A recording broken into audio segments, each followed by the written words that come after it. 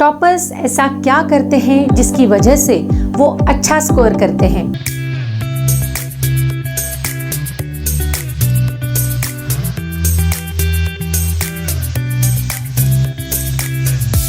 ऐसा क्या करना चाहिए जिससे हमारे स्टडी को एक सही दिशा मिले?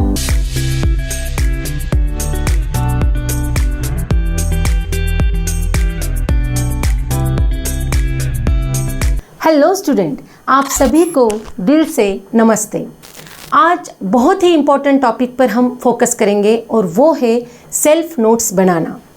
अगर आप इसे सही तरीके से अप्लाई करेंगे तो यकीनन आपकी पढ़ाई बहुत अच्छे तरीके से होगी और आप अच्छा स्कोर कर पाएंगे। तो चलिए जानते हैं कि नोट्स कैसे बनाते हैं। सबसे पहले सबसे ज़्यादा इम्पोर्टेंट, टीचर्स को ध्यान से सुनें। जो बातें शिक्षक बार बार बोलते हैं या बोर्ड पर लिखते हैं उन्हें नोट करें। याद रखें, हर टीचर्स की अपनी एक स्टाइल होती है, अपनी एक मेथड होती है।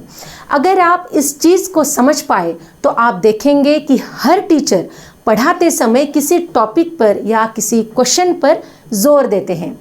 आपको उस टॉपिक या उस क्वेश्चन को उसी वक्त मार्क करके रखना है और जब भी आप नोट्स बनाएंगे तो इसे अपने नोटबुक में नोट करना है।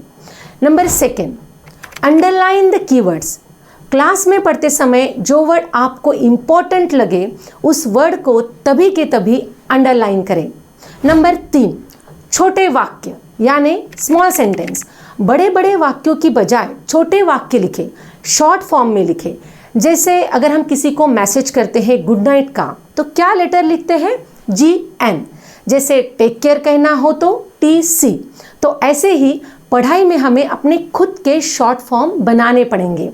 नंबर 4, शीर्षक डालें यानी हेडिंग लिखें। हर टॉपिक के शुरुआत में उसका नाम रेगुलर हैंडराइटिंग से थोड़ी बड़े हैंडराइटिंग में लिखें ताकि आप फोकस कर पाए। नंबर 5, डायग्राम, ट्री डायग्राम या फ्लो चार्ट बनाएं। क्या होता है कि अगर आपने डायग्राम बनाए तो उसे लेबलिंग रहती है और अगर आपकी पढ़ाई अच्छी तरीके से हो चुकी है तो जब भी आप रिवीजन करेंगे तब आप उस डायग्राम को देखेंगे तो उसको आप पूरा एक्सप्लेन कर पाएंगे, उसकी पूरी थ्योरी लिख पाएंगे। उसी तरीके से कोई भी ट्री डायग्राम या फ्लो चार्ट, उसमें ना एक कनेक्टिविटी होती है।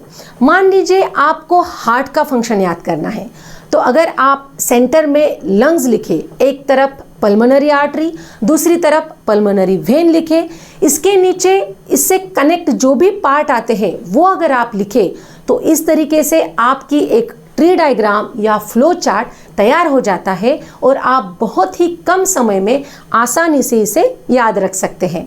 नंबर 6, अपने शब्द में लिखें। याद रखिए, नोट्स आपको खुद के लिए बनाने हैं, ना कि दूसरों को दिखाने के लिए।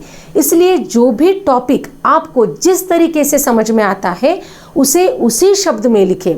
मैं तो यहाँ तक कहूँगी कि अपनी भाषा में लिखें, अपनी लैंग्वेज में लिखें, चाहे वो हिंदी हो, मराठी हो या इंग्लिश हो। बस आपको समझ में आनी चाहिए और याद रखने में ईजी होना चाहिए। Number 7, no decoration. ज़्यादातर स्टूडेंट्स नोट्स बनाना यानी उसे कलरफुल बनाना या डेकोरेट करना ऐसा मानते हैं और उसमें ही सारा टाइम लगाते हैं। याद रखिए, अगर आप नोट्स बनाने में ही ज़्यादा वक्त लगाएंगे तो आप पढ़ाई पर फोकस नहीं कर पाएंगे, उसे ज़्यादा वक्त नहीं दे पाएंगे और इसीलिए ज़्यादातर बच्चे नोट्स नहीं बनाना चाहते।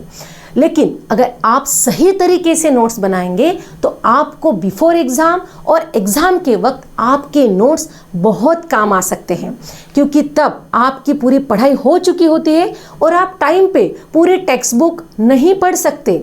लेकिन अगर आपके पास अच्छे नोट्स बने हुए हैं तो आप कम वक्त में उसको रिवीजन कर सकते हैं और अपने एग्ज़ाम में अच्छा स्कोर ला सकते हैं। अब बात आती है कि नोट्स कब बनाएं।